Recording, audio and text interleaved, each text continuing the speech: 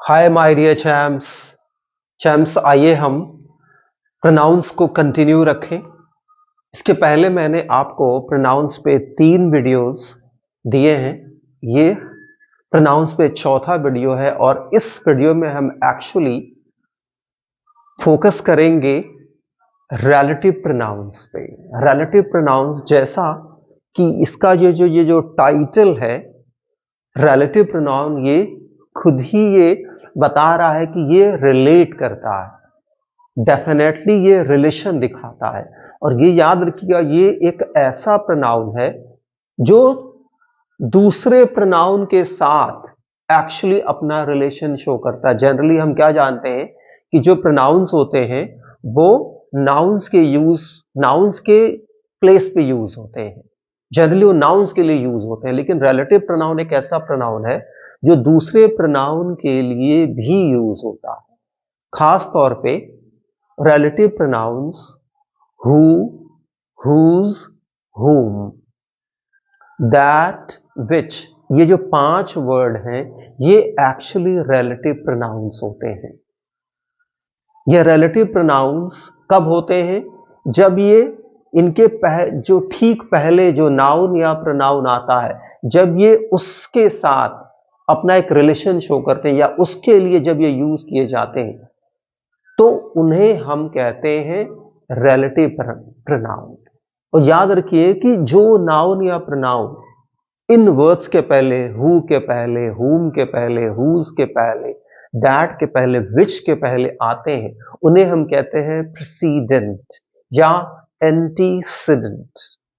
President, PRE, pre, और उधर antecedent, anti, pre और एंटी दोनों का मतलब होता है बिफोर।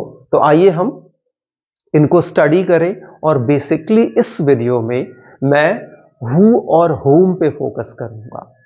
हु, हुम, हुज, दैट, विच। लेकिन इस पे हम लोग इस वीडियो में हम लोग हु, हुम को बेसिकली समझेंगे। हु हमेशा सब्जेक्टिव केस होगा, याद रखिएगा। हमेशा वो किसी सब्जेक्ट की जगह लेगा। हमेशा वो सेंटेंस का सब्जेक्ट होगा, जबकि हुम ऑब्जेक्ट होगा और हुज पॉजेसिव केस में होता है। तो याद रखिएगा, हु का केस कौन सा होता है? सब्जेक्टिव, हुम का ऑब्जेक्टिव और हुज का पॉजेसिव। तो आइए शुरू करें।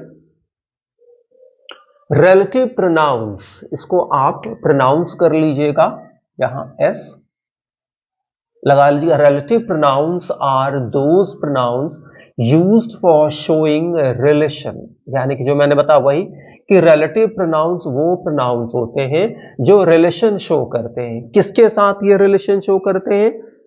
उस नाउन या प्रोनाउन के साथ जो इनके ठीक बाद आप कह सकते आते हैं, सॉरी, जो इनके ठीक पहले आते हैं। ये देखिए, हु, हुम, हुज। यहां आप समझ लिए, हु हमेशा सब्जेक्टिव केस होगा, यहां आप लिख सकते हैं सब्जेक्टिव। हुम हमेशा ऑब्जेक्टिव केस होता है, यहां आप लिख लीजिएगा। और ये हमेशा यहां पॉजेसिव। ध्यान रखिएगा, यहां पे हम लोग इस वीडियो में हु और हुम पे फोकस कर रहे हैं।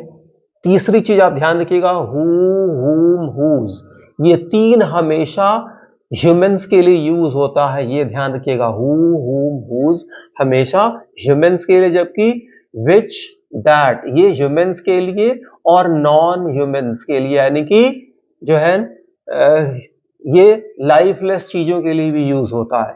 हु, हुम, हुज हमेशा इंसानों के लिए, जबकि विच, दैट इंसानों के लिए भी यूज होता है और नॉन लिविंग्स के लिए भी यूज होता है। ये इंपॉर्टेंट है, ध्यान रखिएगा। It is used for that noun, यानी कि ये हु, हुम, हुज, विच, दैट ये उस नाउन या प्रोनाउन के लिए यूज किया जाता है विच इज प्लेस्ड, जिसे जो रखा जाता है, जो होता है, यहां आप कर लीजिएगा बिफोर, BEFORE। तो कह रहा है which is placed before it, जो इसके ठीक पहले आता है। यानी कि हु, हुम, हुज, जो कि हम लोग इसमें इस वीडियो में हुम पे कॉन्सेंट्रेट हो रहे हैं, फिर भी मैं ये बता रहा हूं कि हु, हुम, हुज, विच, दैट, ये किसके लिए यूज होता है? उस नाउन या प्रोनाउन के लिए यूज होता है जो इसके ठीक पहले आता है। एंड दैट नाउन, और वो नाउन या प्रोनाउन इज कॉल्ड प्रीसीडेंट या एंटीसीडेंट। प्री का मतलब भी होता है बिफोर और एंटी का भी मतलब होता है बिफोर। तो वो नाउन या प्रोनाउन जिसके लिए हम हु, हुम, हुज यूज करते हैं या विच, दैट यूज करते हैं, ठीक है, वो नाउन या प्रोनाउन क्या कहलाता है? प्रीसीडेंट या एंटीसीडेंट कहलाता है। एग्जाम्पल के थ्रू आइए हम समझते हैं। देखिए, this is the book that I bought, ध्यान दीजिए, दिस इज द बुक, ये देखिए बुक, ये वो किताब है, दैट, जिसे, देखिए ये दैट किसके लिए आ रहा? इस बुक के लिए। बुक क्या है? नाउन है। दैट आई बॉट, जो मैंने खरीदी। तो ध्यान देखिए, मैंने बताया, तो ये जो बुक क्या हुआ? ये बुक हुआ क्या?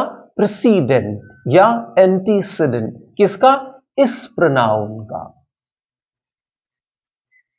अगला एग्जांपल देखिए, it is I who did that work. यहां देखिए, इट इज आई क्या है? प्रोनाउन है। कौन सा? Personal pronoun. कौन सा नंबर? First person. कौन सा? Gender, common gender. ये देखिए हु, ये हु क्या है? हु एक प्रोनाउन है, और ये आ किसके ले रहा है? एक दूसरे प्रोनाउन के लिए, उस प्रोनाउन के लिए जो ठीक इसके पहले आया है।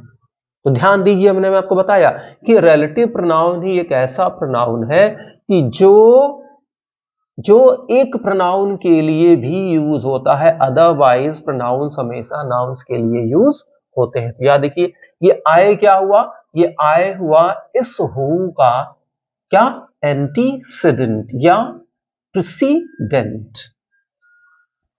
अगला एग्जांपल देख लीजिए, she is the person, she is the person who, whom took me there। अब दूसरी चीज आपको समझनी है, अभी मैंने आपको यहां ऊपर बताया, ऊपर समझिए, हु हमेशा सब्जेक्ट होगा, whom हमेशा ऑब्जेक्ट होगा, ऑब्जेक्टिव केस होगा, और हुज हमेशा पॉजेसिव केस होगा। लेकिन हम लोग यहां हु और whom पे ही कॉन्सेंट्रेट हो रहे हैं। देखिए, पहले तो आप समझ लीजिए, इसके साथ थोड़ा सा वर्ब एग्रीमेंट भी समझ लीजिए।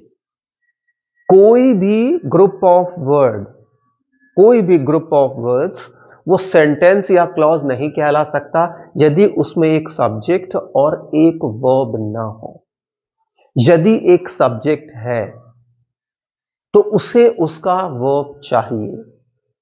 यदि उसका वर्ब नहीं मिल रहा तो वो क्लॉज या जो है आप कह सकते हैं सेंटेंस नहीं कहलाएगा। तो हमें पेयर भी बनाना है। देखिए, यहां देखिए, शी सब्जेक्ट है, इसका ये वर्ब मिल गया हमें, उसका वर्ब हमें मिल गया।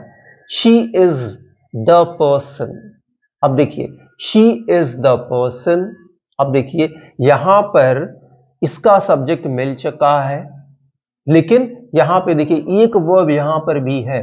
क्या इसका कोई वर्ब मिला है हमें? सॉरी, इसका कोई जो है सब्जेक्ट मिला है हमको? नहीं मिला है। तो यहां आपको ध्यान रखना होगा, यहां क्या होगा? हु। तो क्या? She is the person who took me there. ध्यान देना है आपको कि याद रखिए, जब भी आपको इस तरह का सेंटेंस आए, हु और हुम दोनों आए, तो आपको देखना कि इनके बाद अगर जो वर्ब आ जा रही सीधे, तो यानी उसको सब्जेक्ट की जरूरत है, और सब्जेक्ट की जरूरत है तो केवल हु ही सब्जेक्ट हो सकता है, हुम सब्जेक्ट नहीं हो सकता है। तो ये क्रॉस हो जाए, क्योंकि ये हमेशा ऑब्जेक्ट होगा। अगला देखिए, रमा इज दैट गर्ल। देखिए, हु हुम आई हेल्प। देखिए, रमा एक सब्जेक्ट है, उसको अपना वर्ब मिल गया, ठीक है।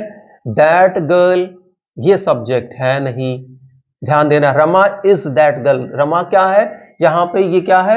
ये एक ऑब्जेक्ट है, कह सकते हैं एक तरह से ऑब्जेक्ट का काम करे इज वर्ब के, क्या है, या इसका ये एक्चुअली कॉम्प्लीमेंट है।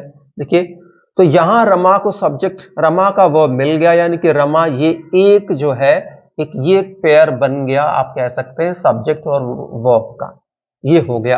अब देखिए दैट गर्ल क्या है, ये सब्जेक्ट यानी कि नहीं है, तो हमें यहां हु की जरूरत होगी या हुम की। देखिए आई एक सब्जेक्ट है, उसको अपना ये वर्ब मिल गया, तो एक पेयर आपका यहां बन गया, देखिए एक पेयर ये बन गया। देखिए ये देखिए इसका एक पेयर बन गया, इसका एक पेयर बन गया, तो क्या होगा, हुम होगा या हु, यहां होगा आपका हुम, क्योंकि Rama is that girl, Rama कौन लड़की है जिसकी मैंने सहायता की, किसकी मैंने सहायता की, रमा की। तो मैंने किसकी सहायता की, रमा की, तो रमा क्या हुई, मैंने सहायता किसकी करी, रमा की। तो वर्ब के बाद क्या होता है, ऑब्जेक्ट, ये सहायता करने की बात किसकी आ रही है, रमा की, तो रमा क्या हुई, ऑब्जेक्ट, तो उसके लिए हु लगेगा या हु, इस तरह से आपको ध्यान से समझना है, आपको पेयर बनाना है। एक सब्जेक्ट पा लिया तो उसका वर्ब, जब एक सब्जेक्ट और वर्ब मिल गया तो आपने उसका एक पेयर बना लिया, फिर दूसरा आपको सब्जेक्ट ढूंढना है, फिर उसका वर्ब ढूंढना है। अगर जो उसका वर्ब नहीं मिल रहा यानी कि वो ऑब्जेक्ट का काम कर रहा है, ये ध्यान देना है आपको। अगला एक बार देखिए सेंटेंस, ये हो गया आपका, I have a cow whom I feed every morning। अब देखिए I एक सब्जेक्ट है तो उसका वर्ब मिल गया have, ठीक है, इसका एक पेयर बन गया, तो क्या है, अ काउ, ये क्या हो जा रहा, इसी वर्ब का ऑब्जेक्ट हो जा रहा। अब यहां देखिए I, फिर यहां इसका देखिए वर्ब यहां फिर मिल गया, तो यहां पर एक पेयर बन गया, फिर देखिए यहां पे एक पेयर बन गया, ठीक है, देखिए एक पेयर यहां बन गया। अब देखिए जब यहां दो पेयर बन गए ऑलरेडी, तो यहां हु होगा या हुम, हु मैंने आपको बताया हमेशा सब्जेक्ट होगा, यानी कि हु होगा तो हमेशा वर्ब होगी, ये आपको ध्यान देना होगा इस बात का।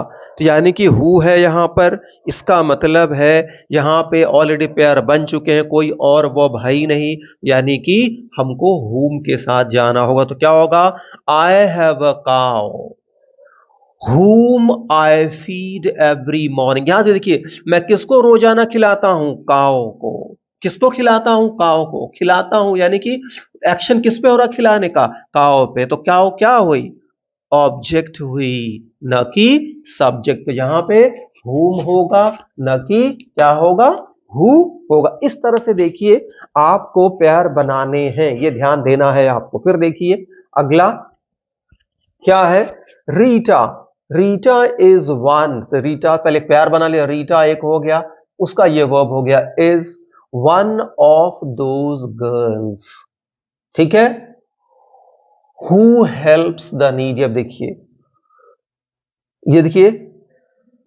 Is one of those girls, अब देखिए यहां एक वर्ब तो है, देखिए हेल्प्स द नीडी, जो सहायता करती है नीडी की। देखिए यहां पे एक देखिए सब्जेक्ट मिला, उसका वर्ब मिल गया, यहां देखिए हु हुम यहां पे है, यहां हेल्प्स है यानी कि वर्ब है, यानी कि इसको एक सब्जेक्ट की जरूरत है, यानी कि यहां पे क्या होगा, हु होगा, हुम नहीं होगा, क्योंकि मैंने बताया हु सब्जेक्ट होता है, हुम सब्जेक्ट नहीं होता। क्या हो जाएगा, Rita is one of those girls who helps the needy, यानी कि रीटा उन लड़कियों में से एक है जो दूसरों की जरूरतमंदों की सहायता करती है। नेक्स्ट देखिए, द पर्सन टू हुम या हु शी वॉज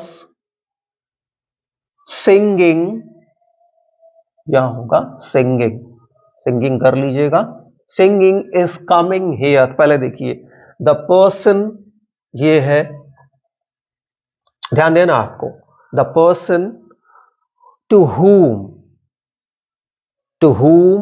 और हु, यहां देखिए पहले यहां देखिए एक ये जो है सब्जेक्ट मिल गया है, इसका वर्ब अभी हमें नहीं मिला है, ध्यान देना है।